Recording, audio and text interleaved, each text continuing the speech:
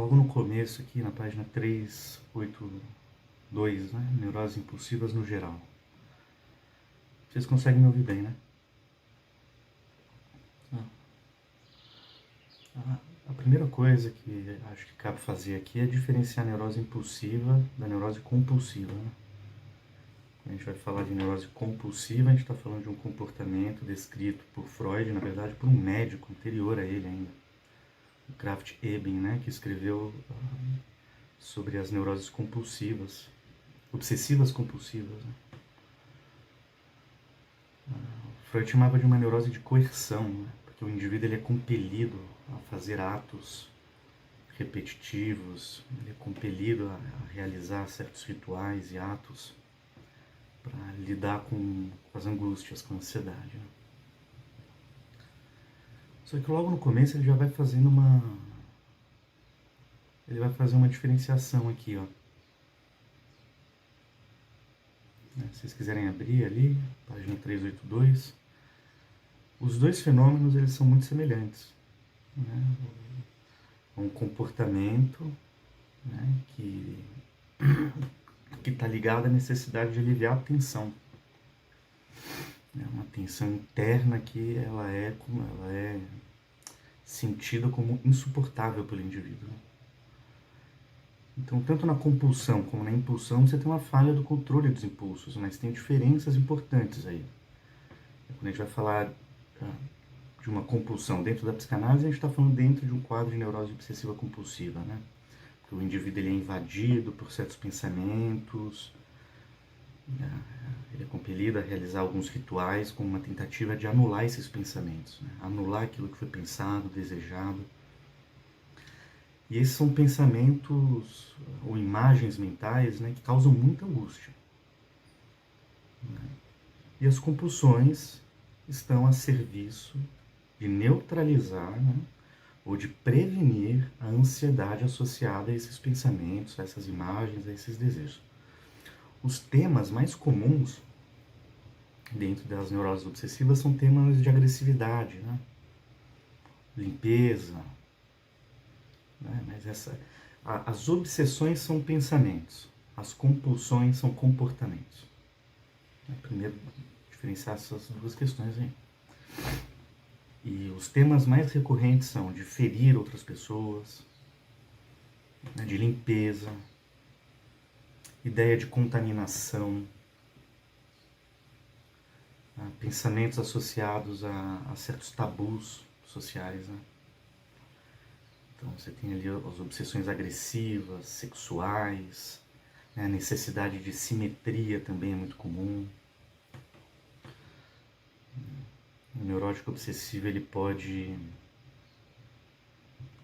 sei lá, estar conversando com uma pessoa da sua família e falar, e se eu tacar essa pessoa da janela? Ele pode estar viajando de carro com a família, e se eu pegar o carro aqui e jogar ele na contramão? Produzindo uma colisão frontal. É um negócio assombroso, é assustador, né? Só que dificilmente ele chega ao ato dessas questões aí, porque ele desenvolve mecanismos restritivos muito intensos. Né? O que é comum, ele vai chegar no ato de certos comportamentos como comportamentos de asseio, né? De verificação, de contagem, ordenação. Mas o que diferencia a compulsão de uma impulsão é a ausência de um objeto de desejo na compulsão. O objeto de desejo é só se livrar da tensão e da ansiedade.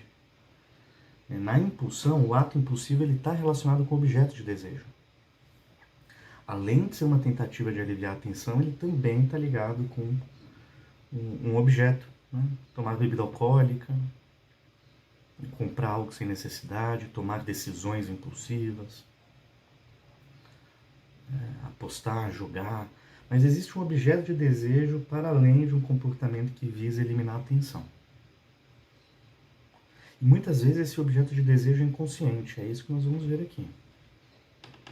É isso que é curioso.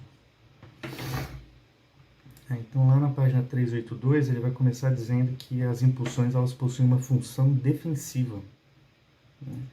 Que é fugir de um perigo, e entre esses perigos ele coloca a depressão. Evitar o contato com a tristeza, com a infelicidade, com o desânimo, com a melancolia, que são sentimentos naturais, né? Reações emocionais saudáveis em certa medida, né? A tristeza tem uma função, ela produz sobriedade, né, no sujeito. Ela traz um centramento, um comedimento. Ela liga o sujeito ao princípio de realidade, né? E logo no início ele vai dizer que as compulsões, as impulsões, diferente das compulsões, elas são egossintônicas, né? O que isso significa? Que são impulsos que estão alinhados com a consciência do sujeito, com os desejos, com a autoimagem, com a identidade. Já as compulsões não, né? Elas são percebidas como algo estranho, como algo alheio, né?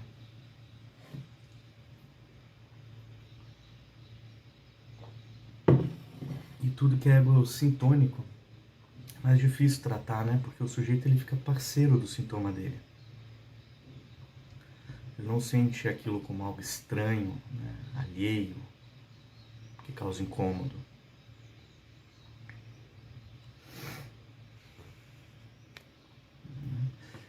E olha que interessante que ele vai trazer aqui. Ele vai falar que a impulsão tem a característica de irresistibilidade. Vocês viram ali? Que interessante. O que é essa característica de irresistibilidade? Ele vai falar que isso é produzido, né, pela condensação da impulsão e de uma defesa. A defesa intensifica o impulso.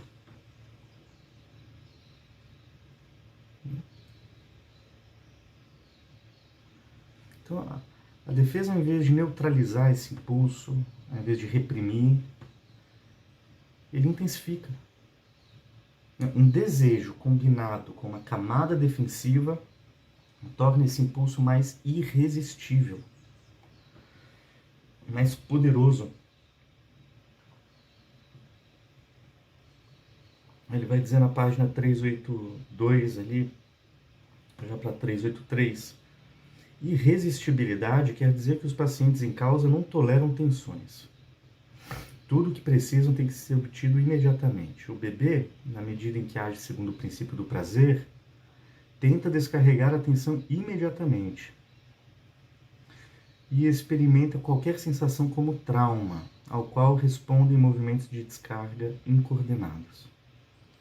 A superação desse estado baseia-se em dois fatores do desenvolvimento: a capacidade de controlar a motilidade, ou seja, a capacidade de transformar os movimentos de descarga incoordenados em atos coordenados e intencionais, e segundo, a capacidade de retardar a reação imediata. É como se os neuróticos impulsivos houvessem aprendido o primeiro desses dois passos, sem aprender, porém, o segundo.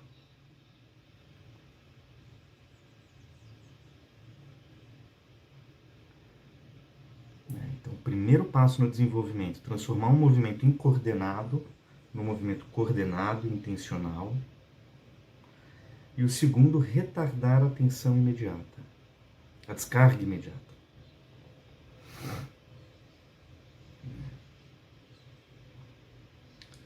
Então, através disso, você tem a passagem de um comportamento orientado pelo princípio do prazer para um comportamento que já está submetido ao princípio de realidade. A capacidade de retardar a reação imediata em nome e respeito da realidade. E é aqui que o impulsivo falha, né, segundo ele. A gente tem que lembrar lá nos primeiros encontros que esse processo de retardar a reação imediata envolve a capacidade de substituir o ato pela fala.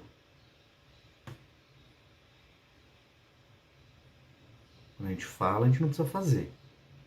Porque a palavra permite suportar a falta. A palavra permite tolerar a ausência do ato.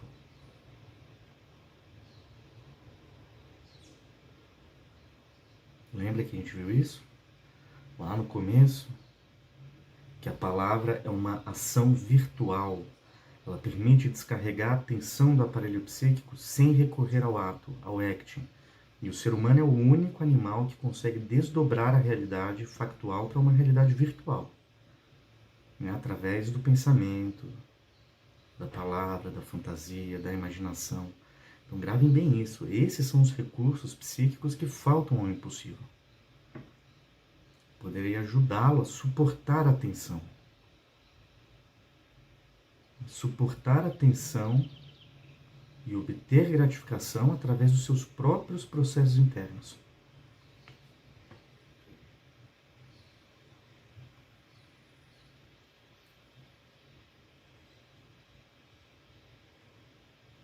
Então, os neuróticos impulsivos, eles carecem dessa habilidade fundamental, né? Essencial para a sofisticação do aparelho psíquico, que é tolerar a frustração e retardar a gratificação imediata. E isso envolve a introdução do princípio de realidade no psiquismo, que é onde o indivíduo aprende a tolerar a espera, planejar as ações e aceitar o fato de que nem sempre a satisfação imediata é possível, né? Então, essa passagem do princípio do prazer para o princípio de realidade é algo que falhou ali, né? E que é fundamental para a formação de um ego adulto, de um ego maduro, capaz de negociar com o id. Negociar com o id em nome do respeito pelo superego e pela realidade exterior.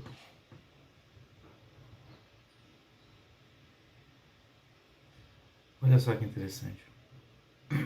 Na página 383 ali, ó.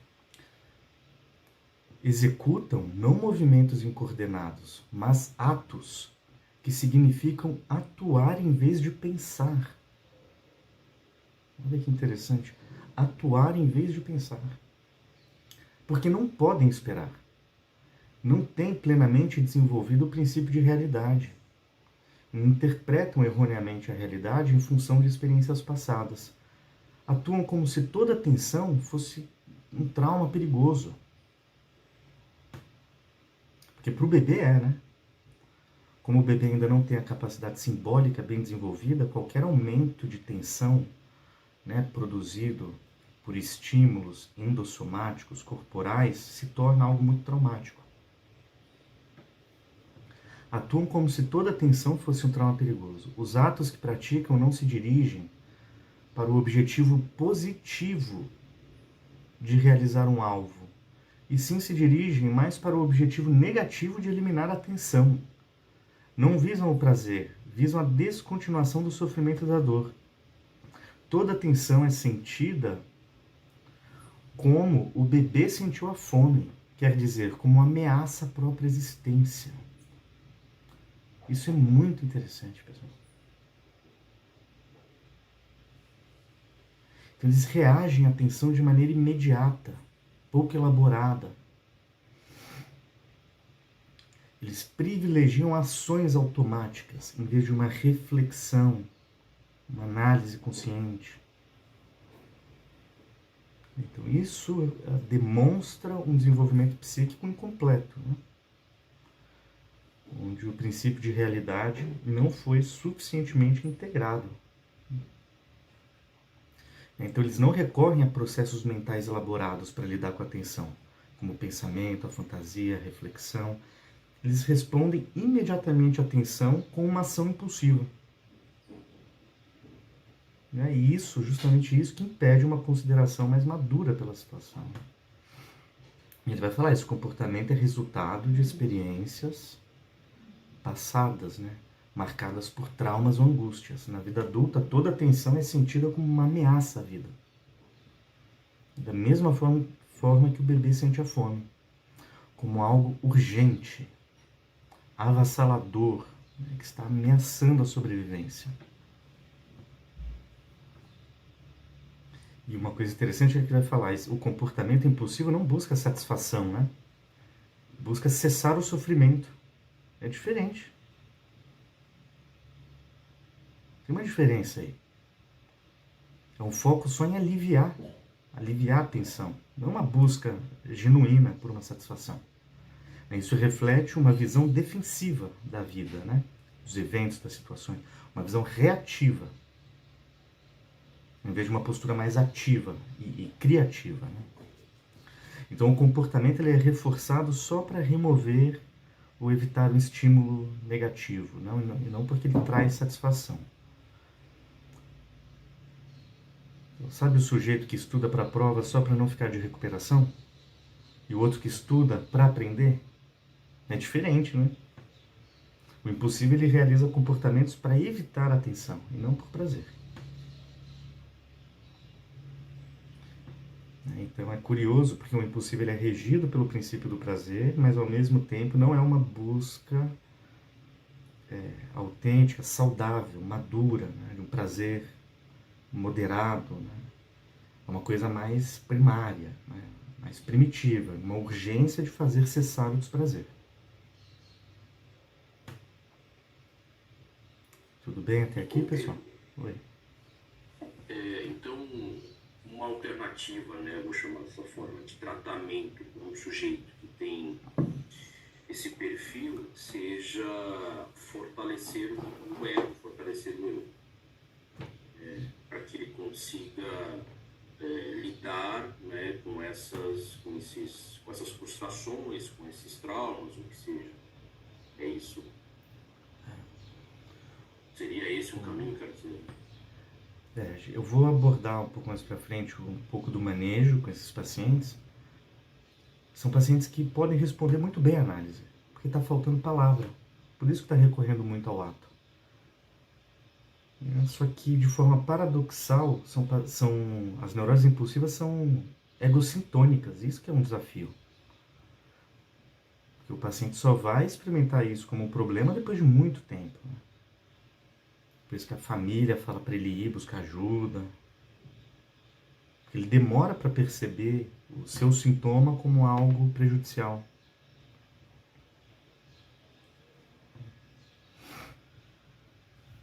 Mas eles podem responder muito bem a uma análise.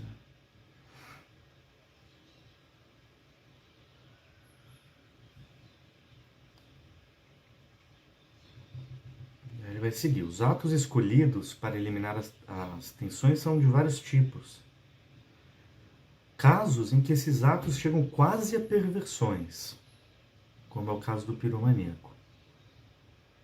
Em outros casos, a defesa é que está no primeiro plano. Em geral, as neuroses impulsivas mostram, como nenhum outro fenômeno neurótico mostra, a conexão dialética entre os conceitos de gratificação de um instinto e defesa contra o mesmo.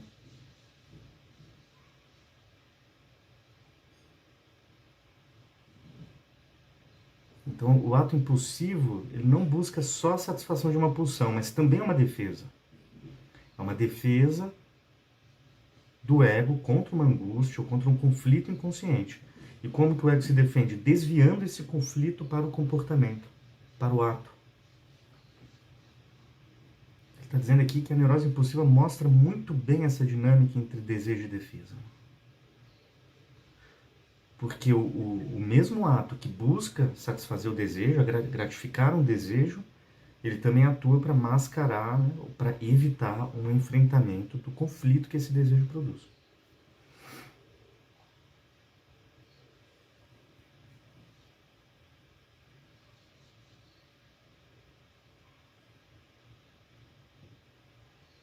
Então a gente vai ver a piromania, por exemplo, né, em que o ato de atear fogo, ele libera uma pulsão agressiva reprimida, mas também serve para lidar conscientemente com as angústias que essa agressividade produz. Ou na cleptomania, que o roubo nunca é premeditado, né? Ou nem é motivado por uma necessidade financeira, uma necessidade prática. Ele ocorre como um modo de descarga de tensão, para aliviar a angústia.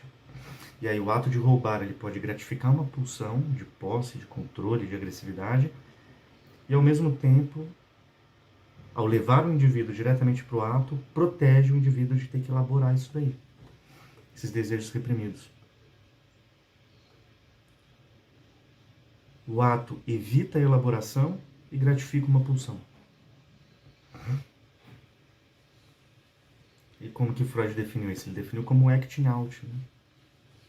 Ele vai falar que o conteúdo reprimido, ao invés do reprimido ser simbolizado, ele emerge em forma direta de comportamento.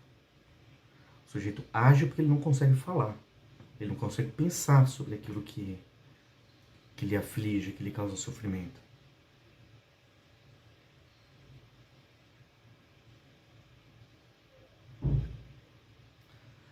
A página 383, ó. A gratificação mais antiga de todas, o leite, terá trazido ao bebê simultaneamente gratificação e segurança. As exigências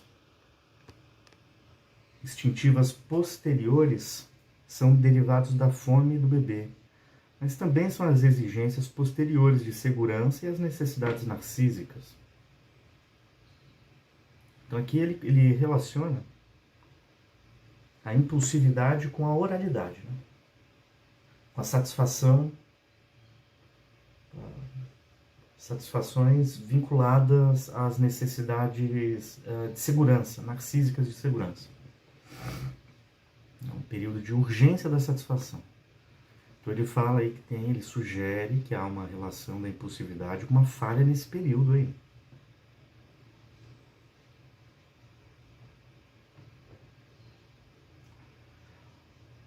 Na página 383, indo para 384.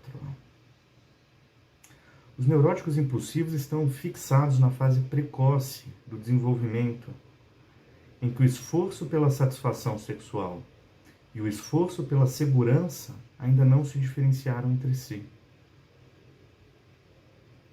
São dependentes do amor ou da aprovação, da afeição e do prestígio. O fato de precisarem dessas provisões para sua própria existência explica a intensidade com que por elas se batem fixados na fase oral, tendem a reagir com violência às frustrações. O conflito que neles mais avulta é aqueles que se trava entre essa tendência à violência e a tendência a reprimir toda a agressividade, pelo medo da perda do amor. Isso é, de receber menos ainda no futuro. Ali no final da página 384, indo para 385. 384. 383, 384. Então, os neuróticos impulsivos, eles mostram uma intensa dependência do amor, da aprovação, do afeto, né, que funcionam como substitutos simbólicos desse cuidado inicial relacionado à fase oral.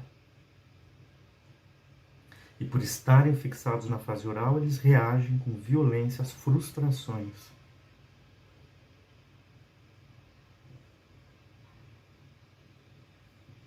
Então tem esse medo de perder o amor. Esse medo de perder o amor do outro leva a uma repressão da agressividade.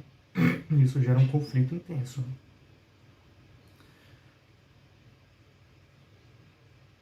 Você tem um impulso agressivo em resposta a uma frustração e, ao mesmo tempo, o medo de expressar essa agressividade pelo temor de ser rejeitado ou punido. Ele está dizendo que o núcleo do sofrimento desses indivíduos está nesse conflito entre a necessidade de reivindicar suas demandas emocionais e o medo de expressar os seus impulsos agressivos e isso piorar a situação dele de carência.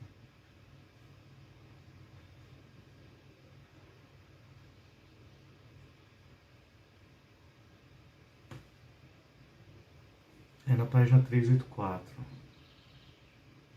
Os objetos ainda não são pessoas, mas apenas fornecedores de provisões. E daí interpermutáveis. Essa fixação é também característica das depressões. Ver página 361. E o fato de ser uma só e a mesma a disposição básica dos impulsos patológicos e da depressão é a razão pela qual todos os atos impulsivos servem ao fim de evitar depressões.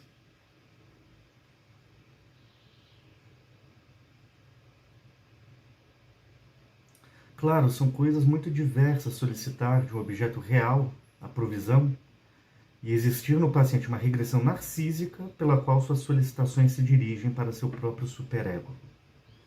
Está falando de uma regressão. A regressão ela pode atingir as 3 instâncias psíquicas. Né? E aqui no caso ele está falando de uma regressão do superego.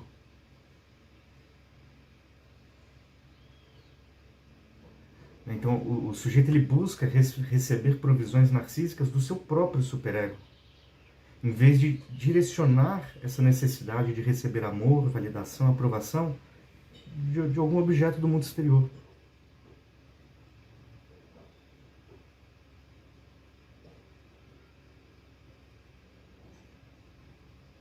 Interessante isso.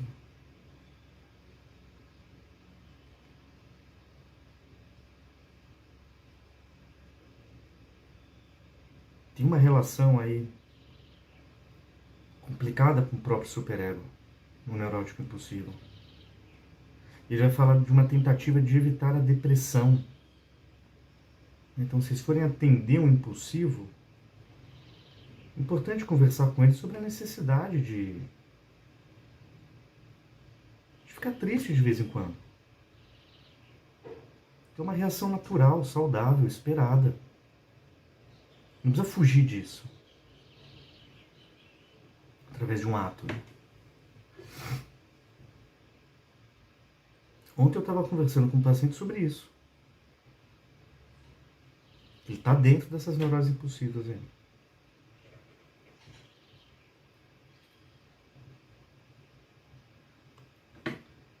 Né? Então ele está falando de um superego disfuncional, né? Um superego que gera muita ansiedade. O sujeito lidar com essa ansiedade, ele faz essa fuga para o ato impulsivo. Então, olha que interessante, você tem um superego que te pressiona muito. Isso vai elevar a tensão no interior do seu aparelho psíquico. E aí você vai para um comportamento impulsivo para liberar essa tensão. E aí, quando você vai para esse comportamento impulsivo para liberar a tensão, isso gera angústia e culpa. E aí o superego vem novamente com mais força. Aumenta a tensão, leva você para o ato de novo. Aí vem a culpa, aí fica nesse ciclo.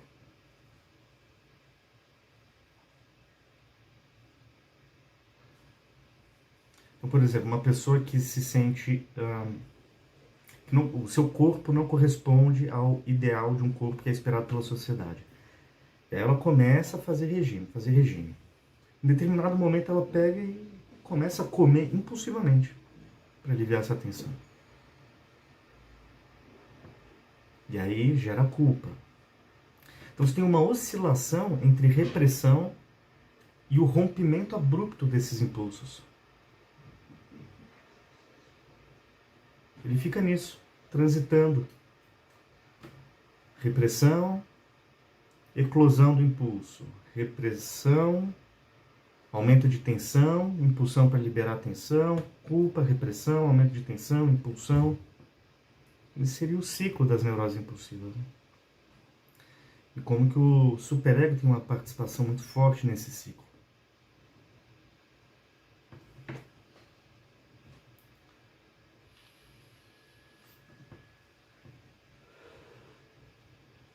Tudo bem até aqui, pessoal?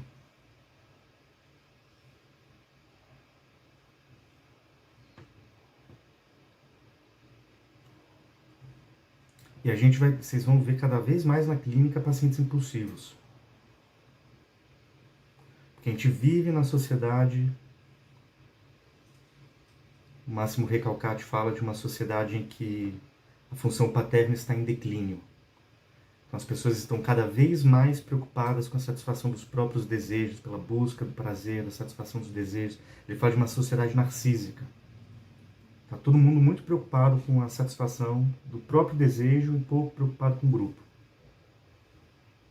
Com respeito ao outro, com as normas, com os limites. Por isso que a gente está vendo aí explodir caso de joguinho, de tigrinho.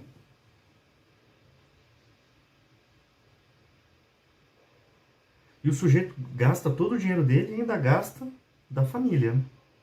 Porque é isso. É um narcisismo muito grande. Não leva em consideração o outro, o ambiente. Eu vou sendo guiado pelo impulso e é isso mesmo. Né?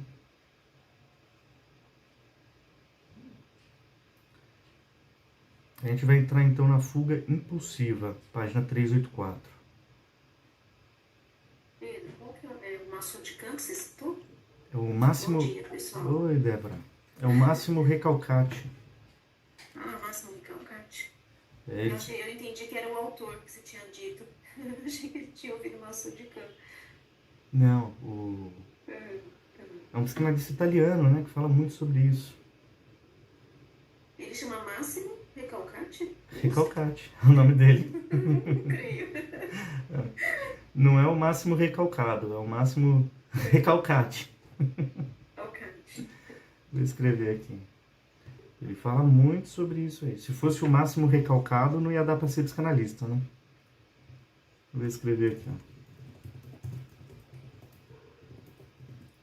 Tem palestras dele no YouTube, vocês vão encontrar ele falando sobre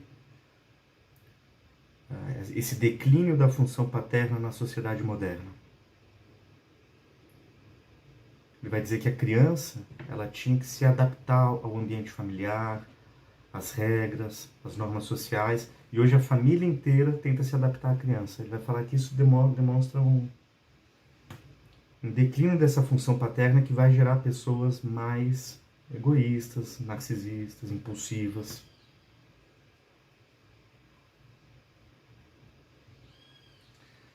E aí a gente vai para a fuga impulsiva. É o comportamento de escape, né? Que também é um acting, né? Só que a tática da fuga impulsiva é mudar de ambiente na expectativa de que aquilo produza um alívio no seu mundo interno. Né? E aí esse capítulo é menorzinho, mas é importante também te abordar. Ele vai falar que é interessante observar o local da fuga. Para onde que o sujeito foge? Para onde que ele se evade?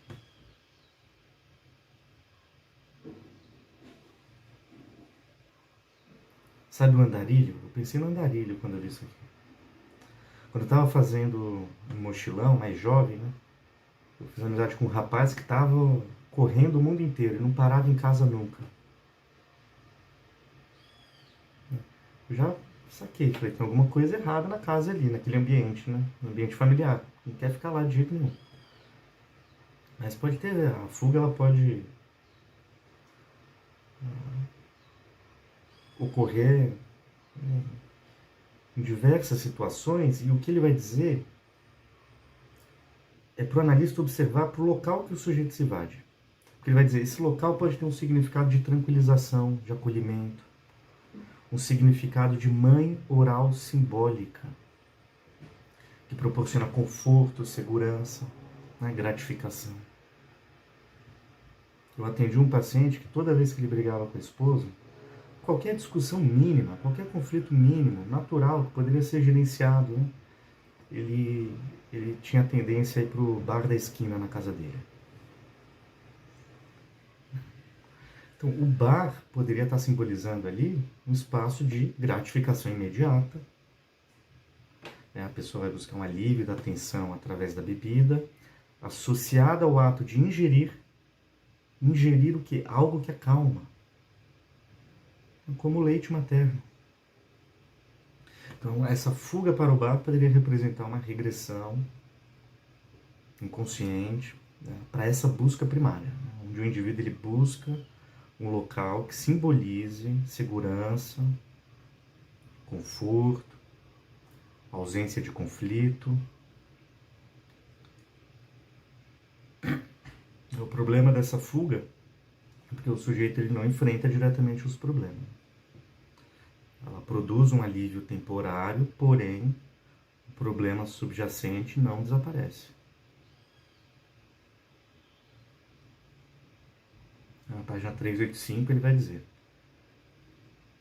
a proteção que buscam volta a transformar-se em perigo, porque a violência do seu desejo é sentida como um instinto perigoso. Para que obtenham repouso relativo, é preciso que a situação para a qual fogem esteja tão perto do alvo inconsciente original, que se aceite como um substituto, e ao mesmo tão longe que não crie angústia. Em casa, o marujo pensa que este lugar há de ser o mar. Quando está a bordo, será a sua casa. Interessante essa metáfora aqui do marujo. O marujo acha que vai buscar tranquilidade, conforto e ausência de conflito no mar. E quando ele chega no mar, ele percebe que não é um local tão seguro. E aí ele muda de ideia e percebe que o conforto está em casa, na verdade. Pedro, essa questão também acontece muito com quem mora em outro país, né? É. Quando tá lá não tá bom, ai, quero ir pro Brasil, e quando vem aqui também não tá bom, Uhum. a pessoa fica meio sem lugar, né? Exatamente. Porque a pessoa não se dá conta, né, Débora, de que o conforto, a proteção, a segurança, ela independe do ambiente externo. Ela depende mais da sua capacidade de gerenciar os conflitos, sem precisar recorrer à fuga, né? Porque o sujeito, para onde ele foge, o conflito vai junto, né? Só que tem esse estratagema de achar que você vai modificar o ambiente exterior e com isso você vai modificar o ambiente interior. Isso pode até funcionar, mas é uma defesa muito temporária, né? Você acaba sendo muito modulado pelo ambiente externo. Se o ambiente externo está bom, eu fico bem. Se o ambiente externo está ruim, eu fico ruim.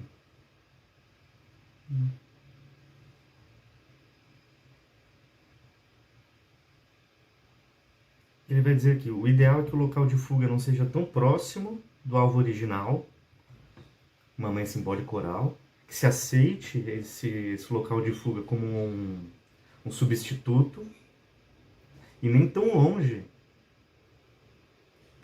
que não permita essa substituição, né?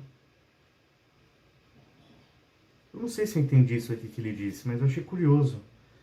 O local da fuga não pode nem ser muito próximo do objetivo original, que é obter o conforto de uma mãe oral simbólica, mas nem muito distante. Eu pensei assim, imagina que um sujeito ele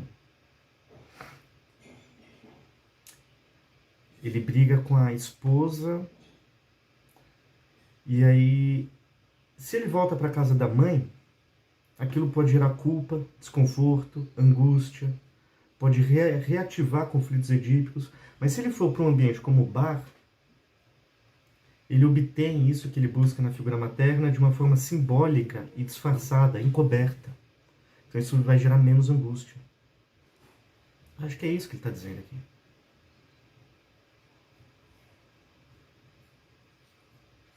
Olha lá. Para que obtenham repouso relativo, é preciso que a situação para a qual fogem esteja tão perto do alvo inconsciente original, que se aceite como substituto, e ao mesmo tempo tão longe que não crie angústia.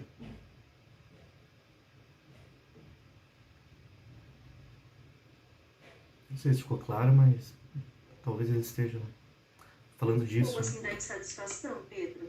Não pode ter uma satisfação total? Não é isso que ele está dizendo? Não pode chegar muito perto da satisfação total? Tem que satisfazer um pouco? Isso. Eu entendo assim quando eu leio isso, porque é meio confuso mesmo. É meio confuso essa parte, né? Mas ele está dizendo que o local da fuga, ele remete a uma mãe oral simbólica, né? Só que esse local da fuga não pode lembrar muito a mãe, senão vai causar angústia. E não pode nem ser muito longe desse objeto, senão não apazigua, não tranquiliza. Tem que estar no meio Eu termo. acho que é uma medida de satisfação, tem que satisfazer só um pouco. Não pode satisfazer o total, porque o total também não existe, né? Uhum. Será que é um pouco por aí? Não sei. Eu achei meio confuso também essa parte, viu, Débora? Isso me lembrou Estérita, né? Essa não satisfação total, né? Não sei se tem a ver, mas me remeteu a isso.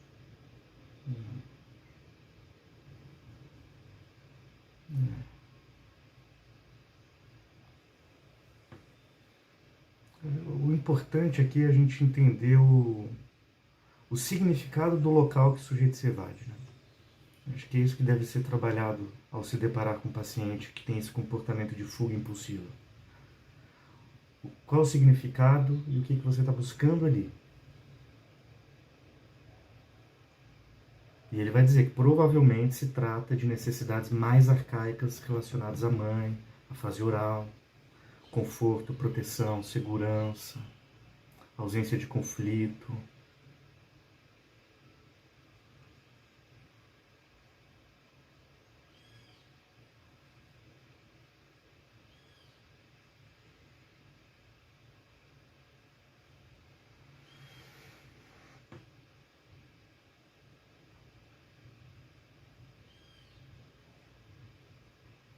Mas é um acting do mesmo jeito, né? O sujeito está transferindo um conflito psíquico diretamente para um comportamento,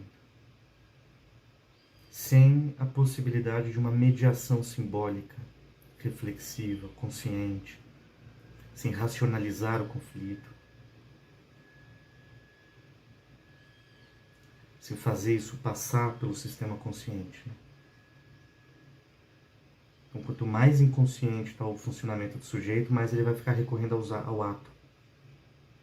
O conflito ele passa diretamente para o ato sem passar por esse estágio intermediário do sistema consciente. E vamos entrar na cleptomania agora. Também é muito curioso, é mais raro, né?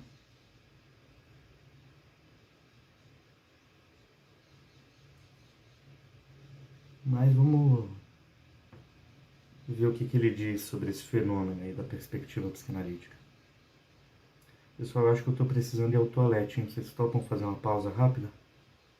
Sim. Dando 10 minutos? Então, às 10h33 a gente volta. Até já.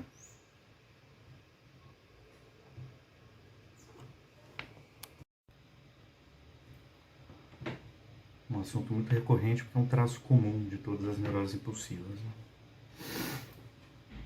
Bom, pessoal. Então vamos lá.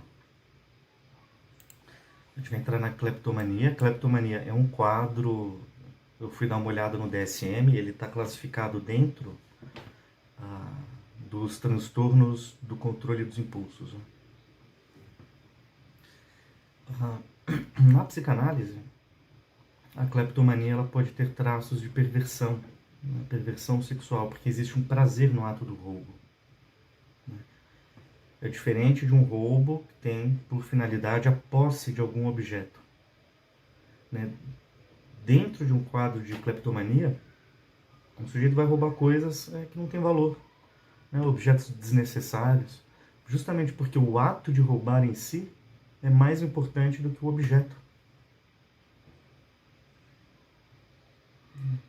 E aí o Fenkel vai falar aqui também, ó, que esse ato deve ser entendido como um meio de proteção contra perigos relacionados à castração, à perda. Perda de quê? De amor, autoestima, validação, reconhecimento, poder, enfim. É uma reação psíquica e comportamental mediante ou ligadas, né, derivadas a sentimentos de perda, de frustração, de ter sido privado de alguma coisa. Por isso que ele vai falar aqui na página 385, ó. Em princípio, a cleptomania significa tomar posse de coisas que dão a força ou o poder de combater supostos perigos. Perigos de perda da autoestima ou da afeição.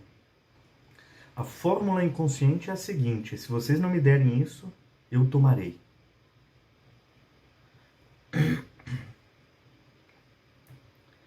A François Doutor tem um livro chamado Caminhos da Educação. Ela fala, nunca, se você dá alguma coisa para uma criança, nunca tire isso dela. Uma vez que você deu um bem para ela, não retire. É importante que a criança aprenda o senso de propriedade. Propriedade pessoal, propriedade privada. Se você retira isso da criança, mais tarde ela vai fazer isso com os outros. Né? O que significa se retirar? Se você deu um presentinho para a criança, é Natal, agora está chegando, você deu um presente para a criança se comportou mal, você retira o presente que você deu para ela. Ela falou que em hipótese nenhuma você pode fazer isso. Não, porque você pensa hoje no celular. Quantas mães às vezes dão um celular para uma criança? Dá emprestado. E aí acaba se tornando... Ah, Não. Às vezes se deu, não retira. Não retira, porque assim, muitas crianças eu vejo sem celular, muito nova, e não é emprestado. E aí, em algum momento, isso lógico acaba sendo um problema. E aí a criança fica assim no celular. Você pode limitar o uso. Limitar o uso em determinadas horas do dia, mas se você deu para ela, você não retira. Agora isso aqui não é mais seu.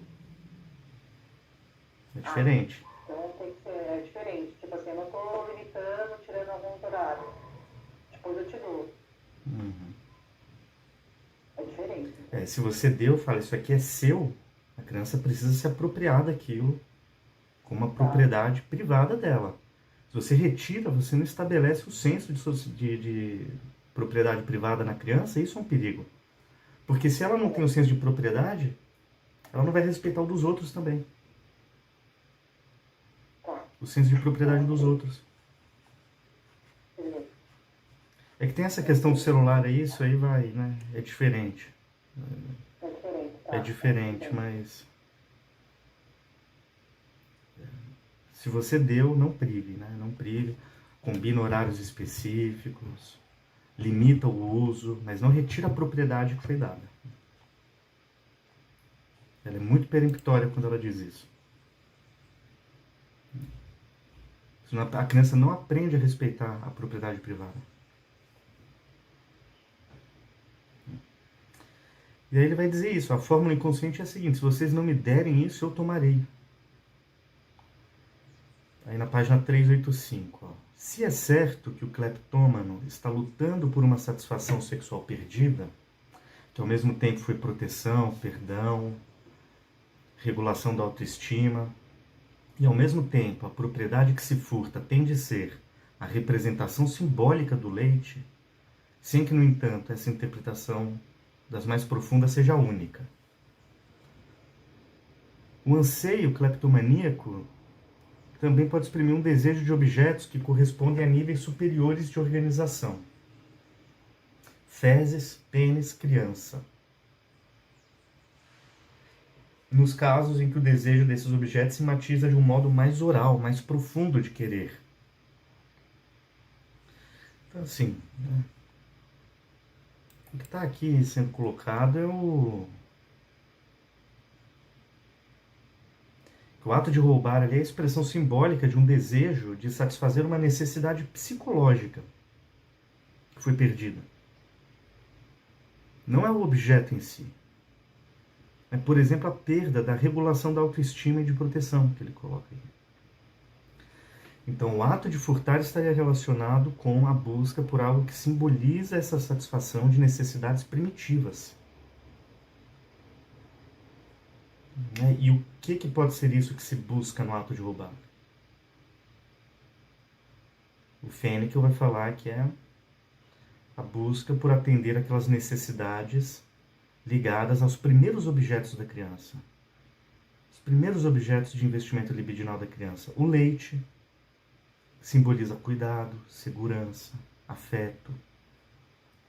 O pênis, né, durante a fase fálica, aquilo é um objeto, né, para a criança.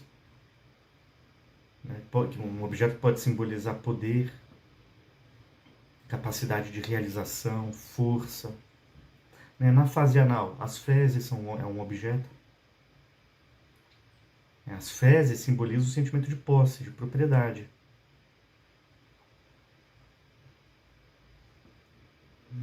Porque não é apenas durante a fase anal, as fezes elas não são apenas uma função fisiológica, né? Ela é um objeto carregado de simbolismo também, de significados. Né? É um objeto que a criança cria, produz e que ela possui. Então são esses significados aí relacionados a essas etapas do desenvolvimento psicossexual. Né? Esses primeiros objetos da criança. O simbolismo ligado a esses primeiros objetos. E ele vai dizer, ó, o desejo desses objetos se matiza de um modo muito oral. De um modo oral, mais profundo de querer. O que significa que esse desejo desses objetos se matiza de um modo oral?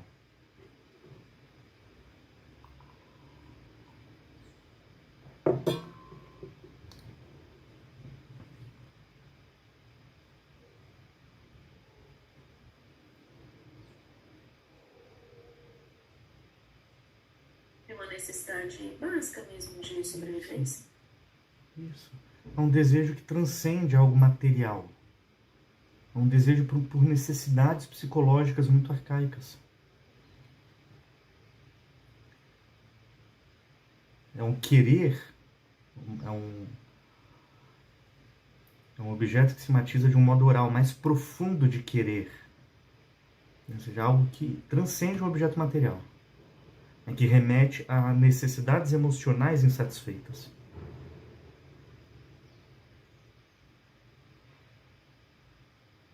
Então, os cleptomaníacos, eles vivenciam um conflito entre o desejo de satisfazer esses impulsos, os impulsos dessas necessidades mais arcaicas,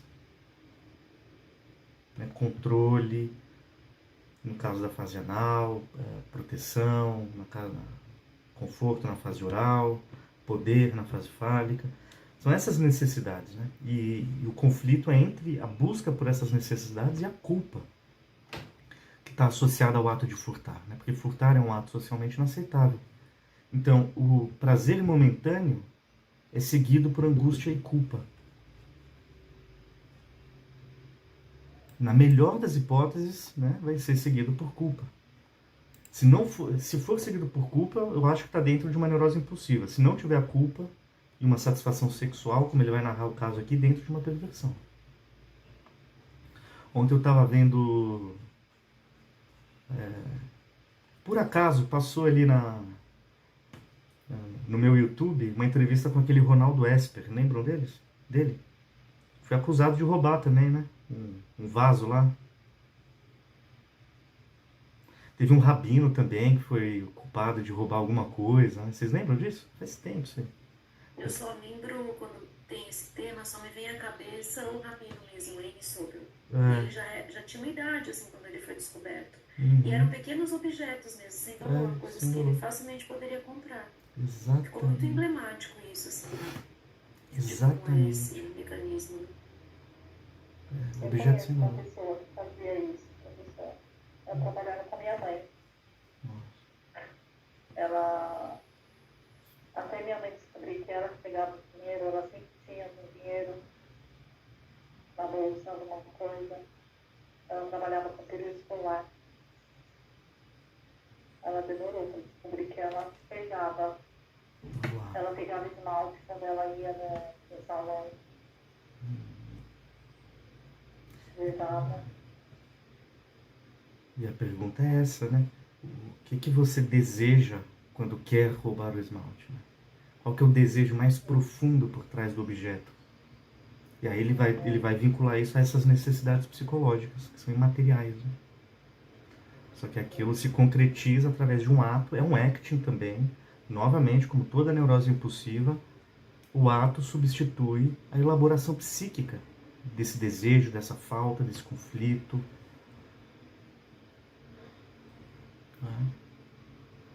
Eu vou pedir para me ajudarem aqui com a leitura. Na página 385, 386 ali, ó, vai dizer, ó, nos desejos cleptomaníacos dos pacientes que não se mostram muito profundamente transtornados, Alguém pode seguir para me ajudar?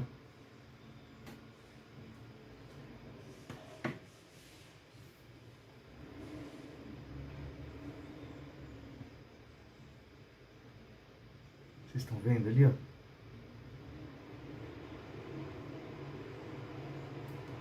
Nos desejos cleptomaníacos dos pacientes que não se mostram muito profundamente transtornados, é o significado de pênis que mais se destaca.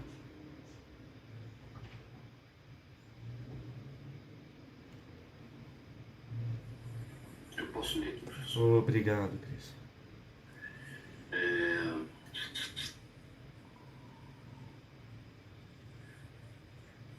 Os desejos cleptomaníacos dos pacientes que não se mostram muito profundamente transtornados é o significado de pênis que mais se destaca.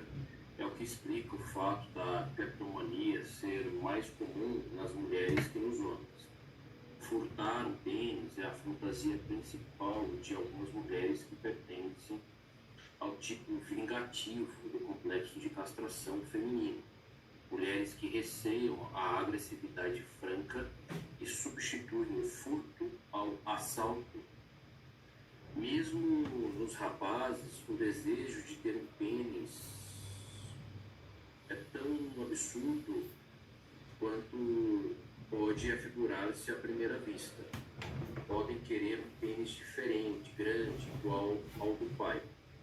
A complicação mais frequente da cleptomania é representada pelos conflitos travados entre o ego e o superego. Os pacientes procuram convencer-se de que, por não conseguirem afeição suficiente, têm o direito de furtar, mas, em geral, não logram êxito. Pelo contrário, sentem-se culpados. Tentam combater este sentimento de culpa por diversas formas e chegam a tornar-se criminosos por sentimento de culpa, furtando cada vez mais e daí endireitando-se num círculo vicioso. Furtar, tal qual vaguear, também tem às vezes significação sexual direta. Por exemplo, pode representar prática secreta de uma coisa proibida, dessa forma significando a masturbação. Há casos em que esse significado sexual direto ocupa o primeiro plano. As cleptomanias desse tipo aproximam-se da perversão. Uma mulher de 40 anos que furtava com frequência relatou excitar-se sexualmente sempre que roubava e até experimentar orgasmo no momento que praticava o furto. Era frígida quanto ao coito, masturbando-se, costumava imaginar que estava furtando. Em casos assim, o tomar posse oral, que dá satisfação sexual, serve do mesmo passo para tranquilizar a possibilidade ameaçadora de castração, do mesmo modo que atua o fetiche no fetichismo. É muito provável que os objetos furtados por cleptomanos perversos sejam de fato os seus fetiches. Que curioso esse caso que ele traz, né? Então, se tiver um plano de fundo sexual, tende mais para perversão. Tem dois pontos aqui nessa passagem que são interessantes, né? Primeiro, que ele vai falar que o que mais se destaca simbolicamente no ato de roubar é por aquilo que um pênis representa simbolicamente.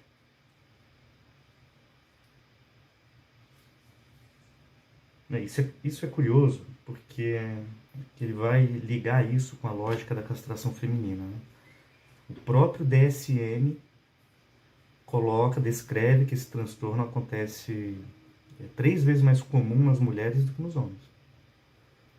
Furtar um pênis é uma fantasia inconsciente comum da criança menina, né? Durante a fase fálica. Uma criança que se sentiu privada.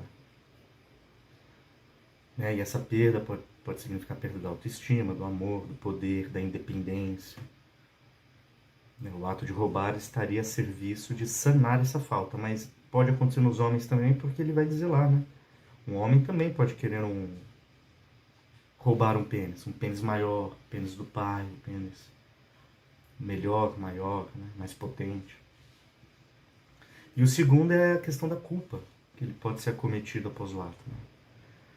Então a cleptomania pode ora pender para uma neurose impulsiva, ora, né, aí você teria culpa, e ora ela pode pender mais para perversão se tiver uma satisfação sexual ali mesmo, né?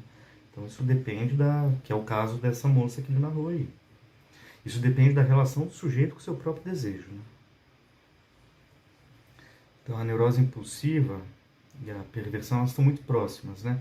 Mas na neurose impulsiva você tem um conflito muito intenso entre o desejo e a defesa.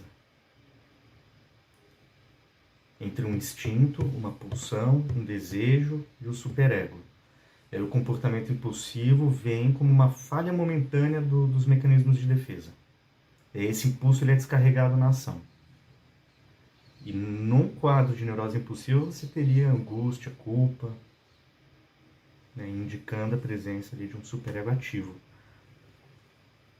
Se esse comportamento pender mais para perversão, não tem um conflito muito intenso entre o impulso e o superego. Porque na perversão o desejo ele é integrado e aceito como parte normal da personalidade. Então o indivíduo não vai sentir uma culpa significativa, porque o desejo perverso ele é egocintônico, alinhado ao ego, né?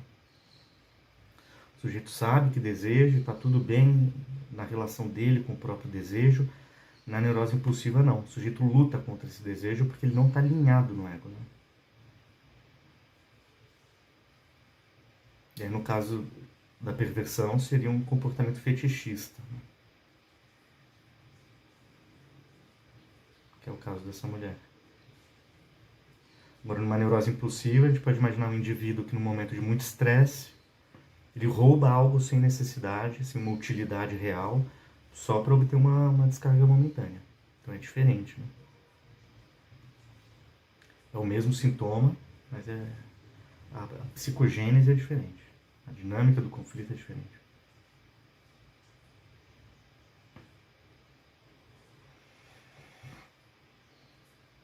E aí vamos entrar na piromania, que também não é algo muito comum. É comum em crianças, a gente vê a atração que as crianças sentem por fogo, né? Quem já teve criança pequena, já conviveu, percebe como elas ficam fascinadas com fogo, né? E elas entram na fase do isqueiro, do fósforo e é fogo para todo lado, né? Tava até pensando na mulher lá que tacou fogo na casa do homem-bomba, a ex-esposa dele, né? Depois tacou fogo em si. Foi um comportamento de piromania, né? Um comportamento extremo.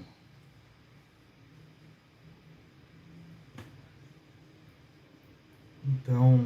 Eu acho que tem um texto do Ferenczi que fala desse fogo e da ligação com a urina também, né? É do Freud. Xixi. É. Aquisição e o controle do fogo. E eu lembro, Pedro, que a gente fazia fogueira quando era criança, né? E minha avó falava assim, para de mexer com fogo que vai fazer xixi na cama. Nossa, é verdade. Não é? É verdade.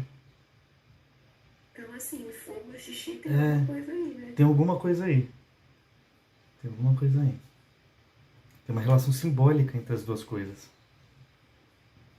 Não mexe com fogo que vai fazer xixi na cama, é verdade. Que criança não ouviu isso, né? E ele vai fazer isso, ele vai ligar com o erotismo uretral também, ó.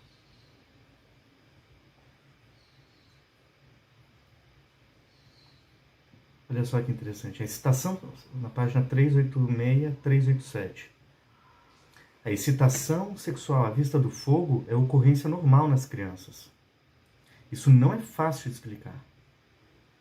A análise revela a presença de impulsos sádicos, os quais visam destruir o objeto, além do prazer cutâneo ao calor do fogo.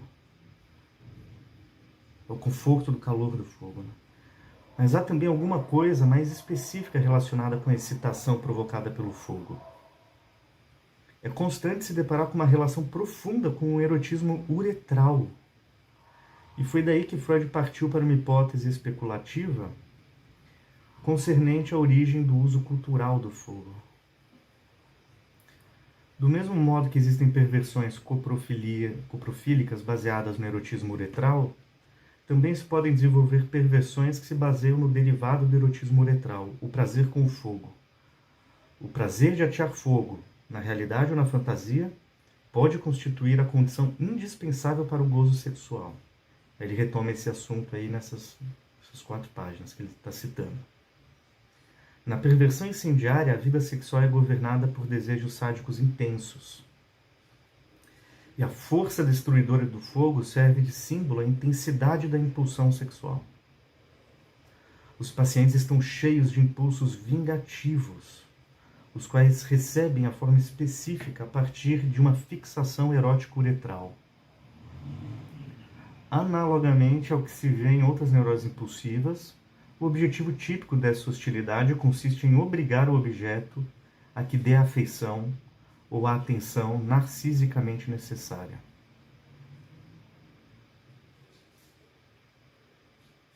Eu não sei se o Ferenczi também escreveu sobre isso, viu, Débora? Mas tem um texto do Freud chamado Aquisição e Controle do Fogo. É 1932. Eu até separei um trecho desse texto. Se vocês quiserem, eu posso enviar. Que ele vai vincular, ele vai explorar o papel simbólico do fogo, né, na história da humanidade, vinculando com processos, conceitos da psicanálise, como repressão, sublimação, o desenvolvimento da civilização. Né, ele vai trabalhar a ideia de que o fogo ele pode ser uma representação simbólica de desejos e energias instintuais. Né, e o controle do fogo reflete a capacidade do ser humano de conter esses impulsos, né, sublimar esses impulsos e utilizá-los para fins construtivos, né, culturais, sociais. Então, nesse texto, é um texto curto, se não me engano são 3 ou 4 páginas, né, que ele vai falar que o fogo ele pode ser... O controle do fogo na humanidade, ele equivale à capacidade que o ser humano foi adquirindo de dominar os seus impulsos, seus instintos. Então, quando ele foi controlando o fogo, a civilização começa a emergir. Ele traz um paralelo interessante entre psicologia individual, antropologia, psicologia social, né? Então, o controle do fogo seria equivalente ao amadurecimento psíquico.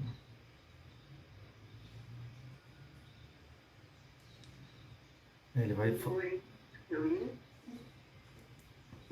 a potência masculina de urinar no fogo, de limpar o fogo. Eu não lembro de urinar. É isso que ele fala, Célia. Ele fala sobre isso, da criança que começa em certas tribos, em determinadas culturas, né? Apagar o fogo era uma proibição. Porque para o homem antigo era difícil fazer fogo. Né? Então você tinha que preservar o fogo até o último instante. Até a última brasa ali, tinha que preservar o fogo. Só que ele vai falar que as crianças tinham uma tendência a apagar o fogo com a urina. Né? E que isso era um tabu, era uma proibição, né, nessas culturas antigas. Não podia apagar o fogo. E quando a criança ela internalizava as normas do grupo ali, elas acabavam renunciando a esse impulso de apagar o fogo. E isso seria um marco no desenvolvimento da criança. Um marco na transição entre o prazer, os impulsos e das regras culturais. Né?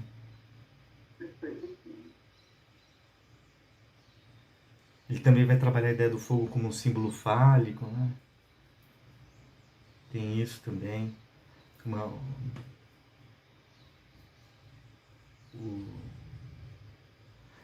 Esse texto é muito curioso, a gente pode pegar ele para ler um dia, né? Mas eu acho que ele está trabalhando essa ideia, né? Que ao renunciar a esse impulso de apagar o fogo, a criança começa a demonstrar controle sobre seus próprios instintos. E ele vai trabalhar também a relação com o erotismo uretral. Por quê? Ele vai dizer que o mesmo canal que emite o sêmen também emite a urina. Né? Então, em alguns momentos da obra dele, Freud vai ligar a enurese com uma criança que sentiu em algum momento prazer no pênis. Né? E urinar seria um substituto para uma satisfação genital de uma criança que ainda não tem maturidade biológica, que não produz sêmen. A urina como um substituto primitivo infantil do sêmen. Né? E os dois objetos, eles possuem caminhos psicológicos e fisiológicos muito próximos, né, que competem entre si. Separei um pedacinho desse trecho aqui pra gente ver.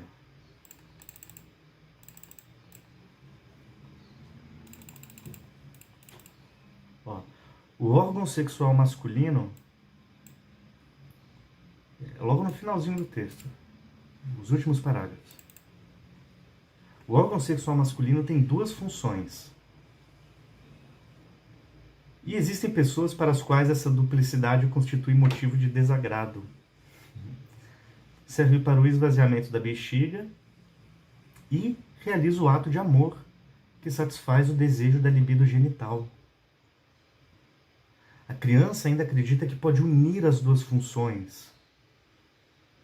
Segundo uma teoria infantil,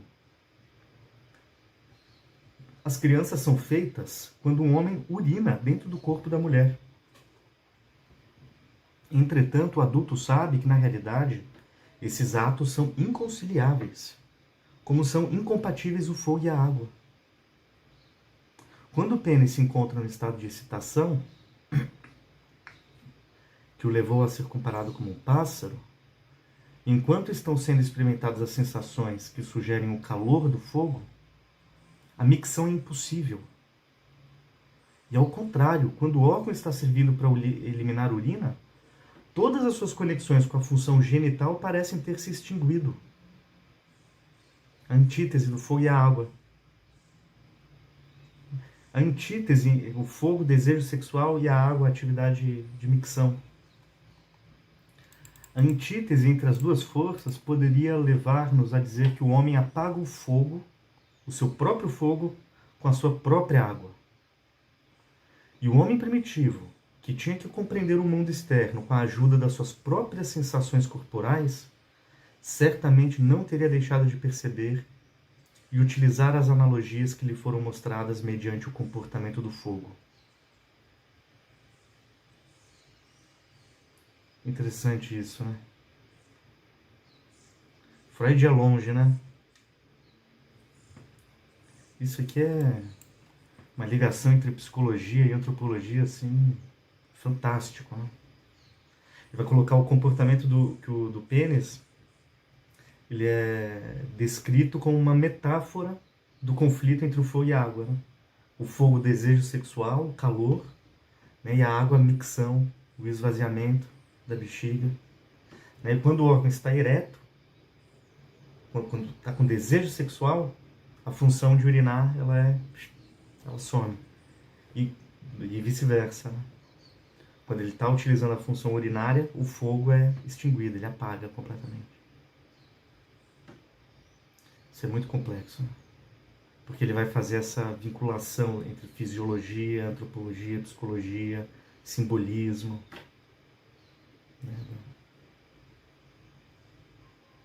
Então, tem a paixão também, né, Pedro? Aí tem a paixão, né? Tem a paixão, o fogo da paixão. O fogo, né? O que arde, né? O que queima, né? Exatamente. Ele vai dizer que o homem primitivo, ele percebeu essa antítese entre fogo e água através dos seus próprios processos corporais e relacionados à sexualidade e micção. Então, ao urinar, o impulso sexual ele é temporariamente removido, inativado. A água apaga o fogo. E onde que entra a piromania aí, né? O Fênico vai dizer que o prazer de atear fogo está ligado com a sexualidade infantil. Sobretudo, uma fixação no erotismo uretral. Ele vai falar também do impulso sádico anal, né? De destruir o objeto.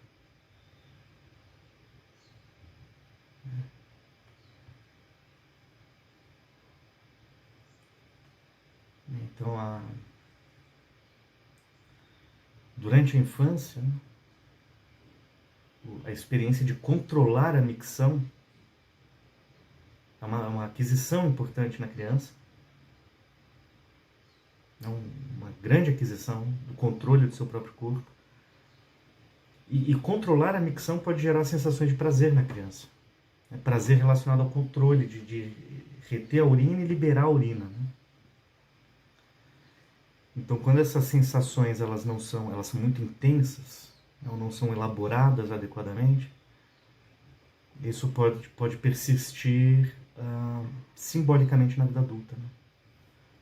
O fogo seria uma representação simbólica desse prazer de controle da micção, né? De liberar, de reter, segurar e liberar. Então,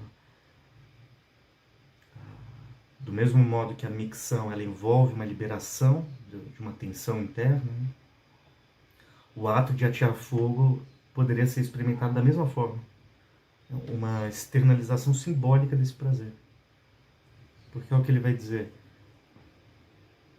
Os pacientes estão cheios de impulsos vingativos, os quais recebem a sua forma específica a partir de uma fixação erótica uretral. O objetivo dessa hostilidade consiste em obrigar o objeto que dê a satisfação narcísica necessária. Ele está falando que o fogo ali ele pode ser utilizado como uma tentativa de forçar a relação com alguém, né? Forçar a relação com o outro por meio desses atos extremados, como uma tentativa de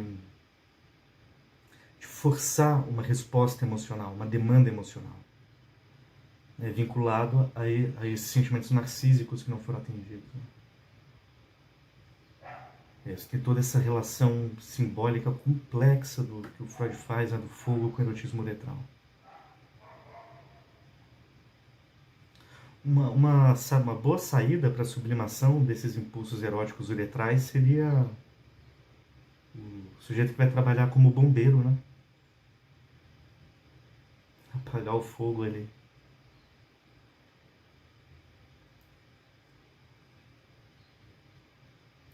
Mas é muito complexa essa relação aí do erotismo uretral com fogo. Isso aí a gente não conseguiria esgotar aqui em um encontro. Poderia pegar esse texto dele e ler com mais calma, cada ponto, cada trecho.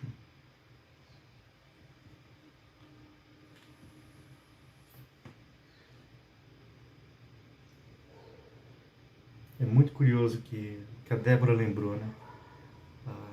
Nós somos admoestados desde criança, né? Não mexe com fogo que vai fazer xixi na cama. O que é isso, né? Por que tem essa relação aqui? É muito curioso isso. Freud foi buscar, né, nessas culturas antigas a relação deles com o fogo, esse impulso da criança de apagar o fogo, que era algo proibido naquele momento, né?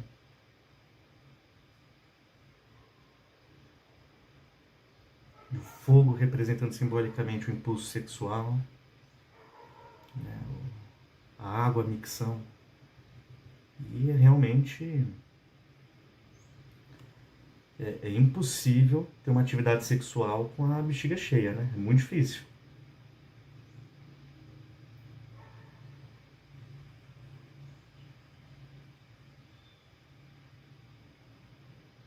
Porque são canais que competem entre si, né? Quando uma necessidade vem, necessidade fisiológica de micção vem, o impulso sexual ele é desativado. E quando o impulso sexual está ativado, o canal da urina está desativado. É muito curiosa essa relação. Que ele vai falar, o homem apaga o fogo, o seu próprio fogo com a sua própria água. E quando ele está com vontade de mijar, ele tem que parar, né? Tem que ir lá, interrompe a atividade sexual, vai lá e tenta mijar com o órgão ereto. É muito difícil também. É muito difícil. Tem uma relação... viajando um pouco aqui na vontade de fazer xixi e brincar com o fogo, né? Eu acho que a criança acaba fazendo xixi na cama mesmo, porque fica na fantasia que ela tá apagando fogo, né? Com o xixi, né? Uhum. Então, assim, deve ter uma relação, porque a minha avó não deve ter falado isso do nada. Uhum. Por que a criança brinca com fogo e depois faz xixi na cama, né? Porque talvez na fantasia ela apague o fogo. Porque ninguém... E assim, eu lembro assim, eu tenho 3 irmãos, né? Homens, né? E assim, homem quer fazer xixi em todo lugar também, né? Assim, com alvo, né? Aí vê uma folhinha, quer fazer xixi naquela folhinha, né? Então, assim, era uma interdição também, né? Ninguém não ia poder apagar a fogueira com xixi, porque depois fica cheirando mal, não sei o que, não sei o que. Então, assim, de repente, à noite fazer xixi, porque liberou a fantasia, né? Não sei, né? Eu tô viajando aqui. É interessante.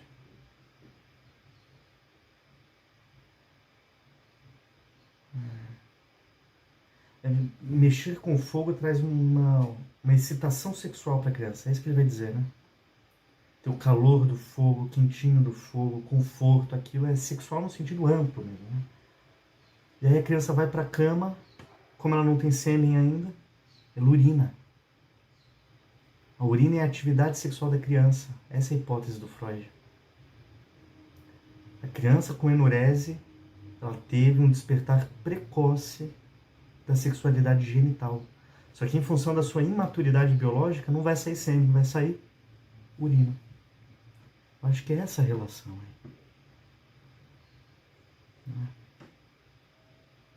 Mas pensando que a mulher não pode apagar o fogo como homem,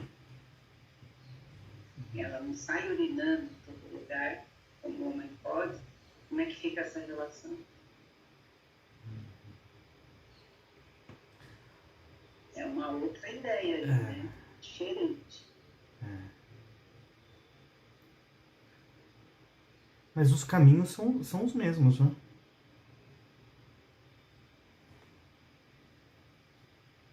Ou não, não sei. Agora eu precisaria estudar um pouco da fisiologia feminina. A minha avó não fazia distinção, viu, Cláudia? Ela falava tanto para as meninas como para os meninos, né? Então eu acho que foi feito... Mas a gente não tinha como... Não, a gente não tem algo. A gente não tem algo. Mas a gente não tinha como fazer xixi na fogueira, nem atrás do pote, na plantinha, nem em lugar nenhum, né? Então, temos que pensar essa relação. A única que pode ser igual aí é o xixi na cama, que é, né, todos para um para o outro, então está dentro dessa questão aí dos impulsos sexuais, mas num outro sentido da dominação, por exemplo, do fogo, apagando o xixi, aí já me leva para a questão da castração aí, da mulher, do menino, para hoje pensar nessa relação. Eu acho que é diferente. Talvez até o caminho seja igual, mas tem algumas configurações diferentes. Seria interessante observar a incidência da enurese em homens e nas mulheres, para saber se é semelhante. Desculpa, Sam. Pode falar. Pode ser também um homem é naturalizado fazer atrás do poste, na rua, assim, em público, e a gente sempre é escondido. Então, talvez no adormecer ele está escondido também. Aí a gente possa apagar o fogo escondido. E a gente não faz xixi em público, né? A gente sempre faz num ambiente reservado. E olha que curioso isso que a Célia falou. Muito curioso isso, Célia, porque assim é com a urina e assim foi com a sexualidade da mulher durante muito tempo. O homem podia manifestar a sua sexualidade, a mulher não. Tinha que fazer escondido. Que nem o xixi. Tem uma relação aí da urina com a sexualidade, né? Tanto que tem um fetiche, né? O Golden Shower, né? Que é a persistência dessa sexualidade infantil no adulto, né? Mas muito curioso, bem lembrado, Célia.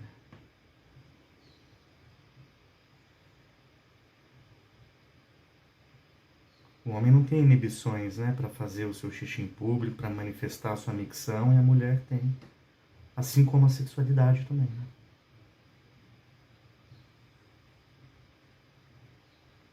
Mas tem esse vínculo aí, é muito curioso. Assim. Eu tenho esse texto aqui, eu posso enviar para vocês. Ele está dentro do volume 22. Ele está dentro do volume 22, Novas Conferências Introdutórias sobre Psicanálise e Outros Trabalhos.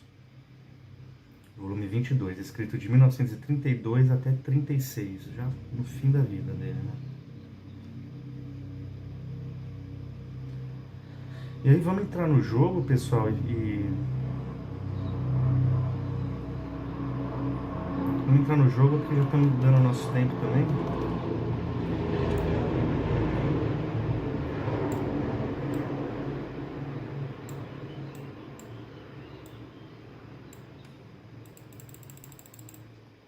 Página 387.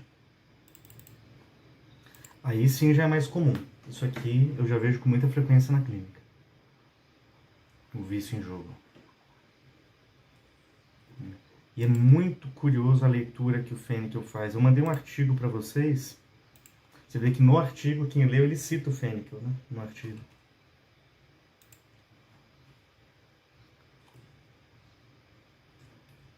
Então, ele começa dizendo que a paixão pelo jogo é a expressão deslocada de conflitos vinculados à sexualidade. Olha lá. Onde tem sexualidade, tem conflito, né? Então, ele vai dizer, a expressão deslocada desses conflitos ligados à sexualidade infantil, suscitados pelo medo de perder a tranquilização necessária que diz respeito à angústia ou sentimentos de culpa. Página 387. Em geral, os conflitos são os que giram em volta da masturbação. Corresponde à excitação do jogo à excitação sexual, a de ganhar. Corresponde ao orgasmo e ao assassinato. A de perder, ao castigo pela castração ou à morte. Tal qual os neuróticos obsessivos inventam oráculos com a intenção de fazer Deus permitir a masturbação e liberá-los do sentimento de culpa, assim também o jogador tenta o destino a que declare se está a favor do seu jogo, da sua masturbação, ou se vai castrá-lo.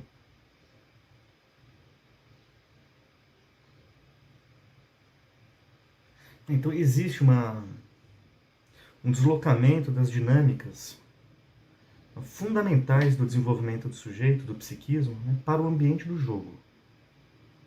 Então a vitória equivale ao prazer, à satisfação, ao orgasmo, à sexualidade, à satisfação das necessidades narcísicas do sujeito, de proteção, amparo, afeto, amor, e a derrota, o castigo, a castração, a punição. Tudo isso a nível inconsciente, né, pessoal? A pessoa que joga não percebe essa dinâmica acontecendo no seu inconsciente, né? Enquanto ela está lá, imersa no jogo. Mas o jogo, ele cativa muito, né? Ele produz muita excitação, porque ela é uma atividade que mexe nessas questões mais profundas do psiquismo, né? Ligadas à sexualidade. Então não é raro a gente escutar, por exemplo, que o sujeito ele pode relatar excitação sexual durante o jogo. Porque tem muitas associações inconscientes envolvidas nessa atividade. Essas atividades que envolvem competição, né, risco, recompensa, tudo isso pode ativar, através da associação, a conflitos ligados à sexualidade infantil, ao Édipo, né?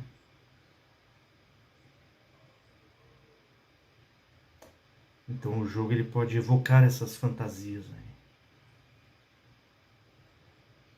Fantasias relacionadas, associadas às primeiras vivências da pessoa com a própria sexualidade dela.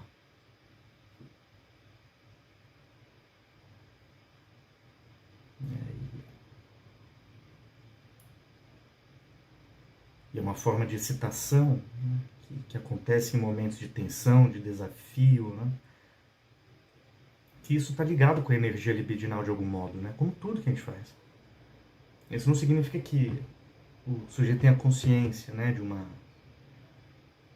uma excitação sexual, né, mas que esse tipo de atividade de ambiente pode despertar em questões relacionadas ao prazer, ao desejo.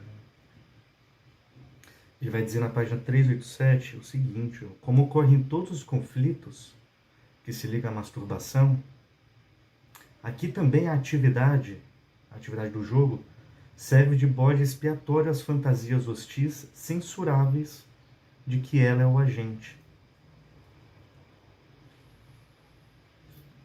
Então, olha que interessante. A atividade do jogo serve de bode expiatório das fantasias ligadas à sexualidade.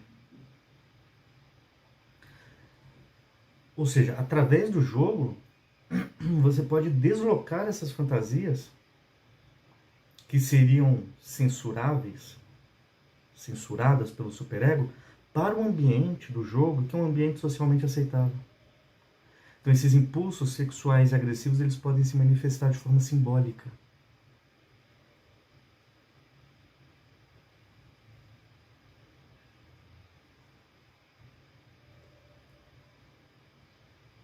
Essas fantasias ganham asas no ambiente do jogo. Elas driblam a censura. Elas contornam o superego através de um deslocamento desses conflitos e fantasias para um outro ambiente.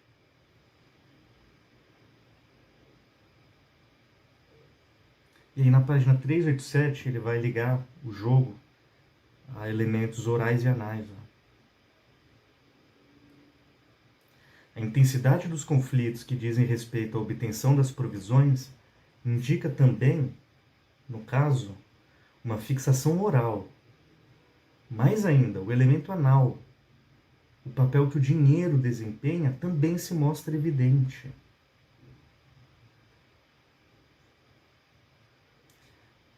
A obtenção das provisões, porque na fase oral o prazer está ligado ao recebimento dessas provisões, né? De alimento, afeto,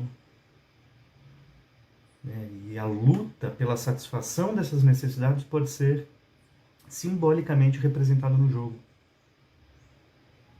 né? Com a busca por ganho, por sucesso. E o elemento anal também, que ele vai trazer, tem uma relação simbólica com o dinheiro, né? E os processos psíquicos da fase anal do desenvolvimento. Então é uma fase que há um prazer no controle, né? Um foco no controle, na retenção, na liberação, que isso também pode se traduzir simbolicamente no contexto do jogo.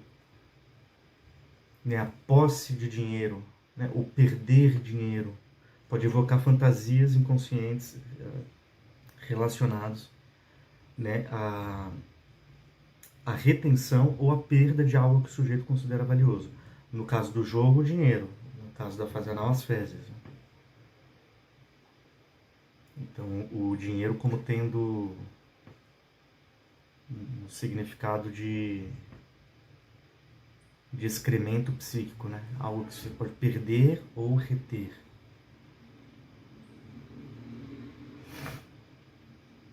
E aí na página 387 ele vai falar: isso não basta para explicar a paixão específica pelo jogo. O jogo é, em essência, uma provocação do destino. O sujeito está provocando o destino, o qual é forçado a decidir-se pró ou contra o indivíduo. A sorte significa promessa de proteção, de provisões narcísicas. O mais importante, contudo, é que o jogador típico acredita, consciente ou inconscientemente, acredita que tem o direito de pedir a proteção especial do destino. Olha que interessante isso aqui.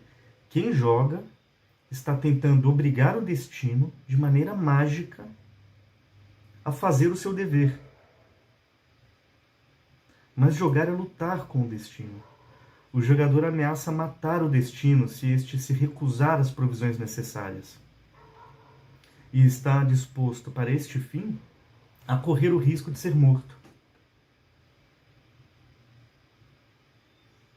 Na realidade, é frequente as fantasias masturbatórias inconscientes do jogo girarem em torno do parricídio, o assassinato simbólico da figura paterna. Então ele está sugerindo que jogar é uma atividade carregada de simbolismos edípicos, né? Significados edipianos. Então o jogador ele expressa uma certa hostilidade em relação a figuras de autoridade, né? Que no caso é o destino. A sorte, o destino.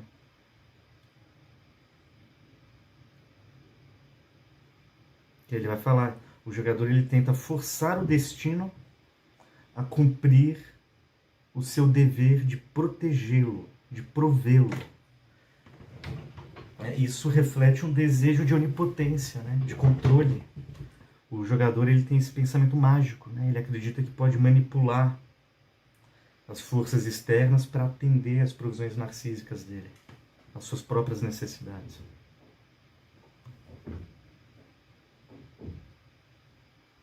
Então, jogar é algo que ele traz à tona temas universais do psiquismo, né? O desejo de superar uma autoridade, a culpa, fantasias edípicas, né? Necessidades de proteção, controle, desejo de onipotência. Ele vai trazer um exemplo muito legal aqui, ó, na página 387. Um homem que jogava apaixonadamente na loteria se comportava como se fosse certo e inevitável que um dia tiraria a grande sorte. Era apenas uma dívida que o destino tinha para com ele. A análise mostrou que o destino encobria a figura do pai. Aceitar ou tirar dinheiro do pai, ou rejeitar esse dinheiro, era o leitmotiv da sua vida, o tema principal das suas fantasias. Aí olha só, o paciente foi muito mimado nos primeiros 3 anos de vida, após os quais o pai privara subitamente os seus privilégios. Durante a vida inteira, então, exigia compensação. Olha que interessante isso aqui. Esse paciente passou por uma súbita mudança de muitas satisfações e regalias para uma situação de privação. E aí ficou aqui no inconsciente dele, exigindo reparação, compensação, no destino que encobria a figura paterna, que era uma representação simbólica do pai. O destino, então, estava ocupando esse lugar de função paterna, de que poderia recompensá-lo, né? Poderia negar ou oferecer privilégios para ele.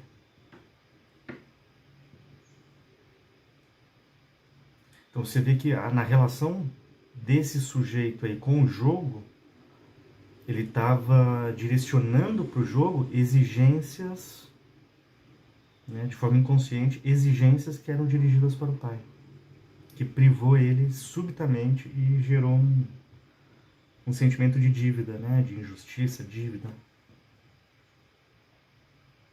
É o que você falou também na cleptomania, né, que não é para tirar as coisas da criança, não é? Esse aí também é um caso, né? A relação é a mesma, então, né, Pedro? Ser privado subitamente, né? A privação súbita é um dos fatores de fixação na sexualidade infantil, né? Satisfação excessiva, privação excessiva, mudança brusca de satisfação para privação, tudo isso tem efeito fixador da libido. E aqui ficou uma... E aí ele continua aqui, ó.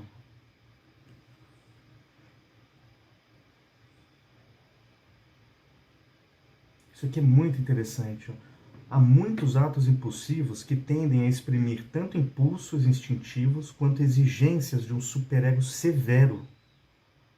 O jogador pode, afinal, arruinar-se. O piromaníaco e o gatuno podem ser apanhados. É frequente o comportamento impulsivo se apresentar nos masoquistas morais, que têm necessidade de punição, necessidade intensa de punição. Uma hora ele acaba se entregando ali.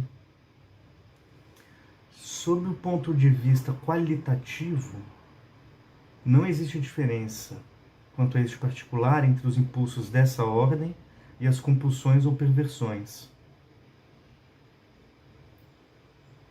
Muitas são as compulsões que visam satisfazer as exigências do superego mediante punição. E há exibicionistas que só se sentem tentados quando vem um policial perto.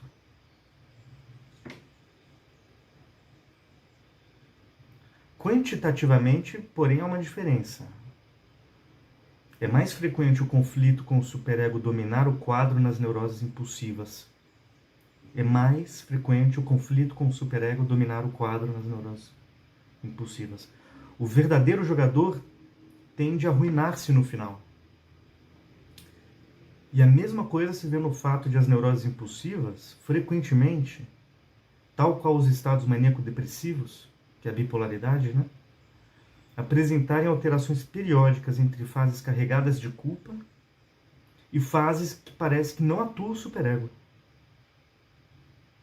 O exemplo extremo desse tipo, Freud descreveu como criminoso por sentimento de culpa. Está dentro daquele texto que eu recomendei lá. Ou seja, o indivíduo tão opressor por uma culpa, é tão oprimido por uma culpa inconsciente, que pratica um ato criminoso para encontrar um alívio na punição e racionalizar o seu sentimento de culpa, dissipando a sua culpa de origem ignorada pela conexão respectiva de um fator reconhecido. Vai ligar o sentimento de culpa a uma situação, a uma representação.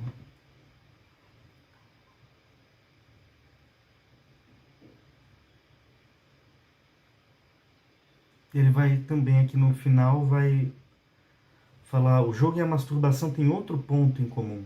Ambos visam a uma finalidade lúdica.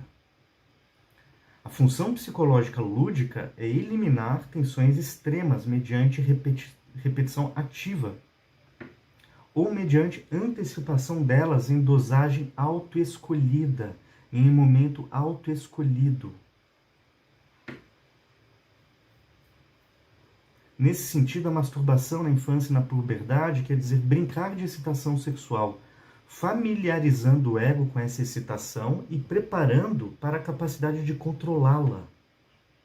É a mesma coisa com o jogo. Ó. O jogo no início é imaginado como uma brincadeira lúdica. Sob pressão de tensões mais internas, perde-se o caráter lúdico e o ego já não pode controlar aquilo que iniciou, mas é esmagado por um círculo vicioso muito sério de angústia, necessidade violenta de tranquilização e angústia pela intensidade dessa violência. O passatempo se transforma em caso de vida ou morte. Então ele está falando o jogo e a sexualidade, né?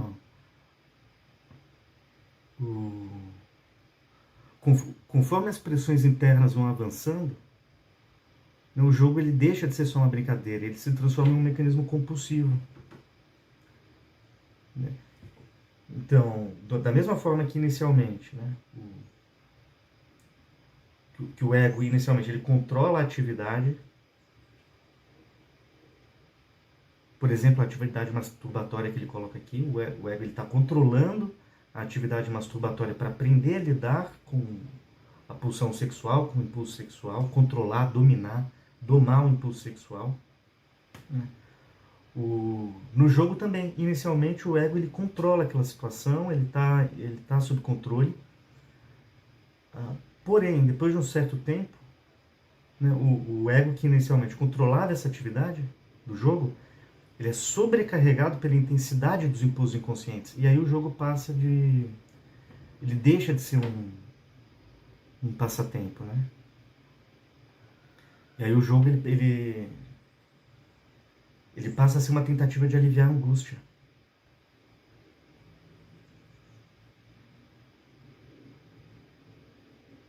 Então, primeiro você teria uma tentativa inicial do ego de lidar com esses conflitos inconscientes de forma simbólica, controlada, num ambiente controlado.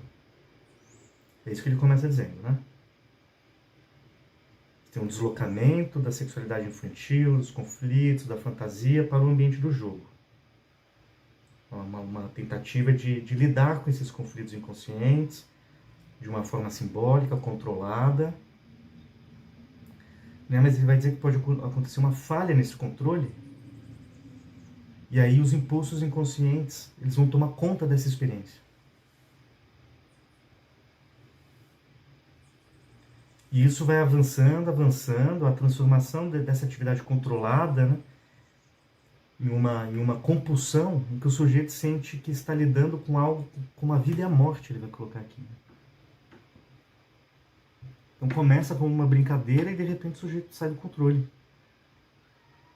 Começa com uma tentativa de lidar com determinados conflitos no ambiente controlado e em função da força dos impulsos inconscientes dos conflitos, aquilo sai do controle. E aí vira um caso de vida ou morte, ele vai colocando. Já atendi paciente que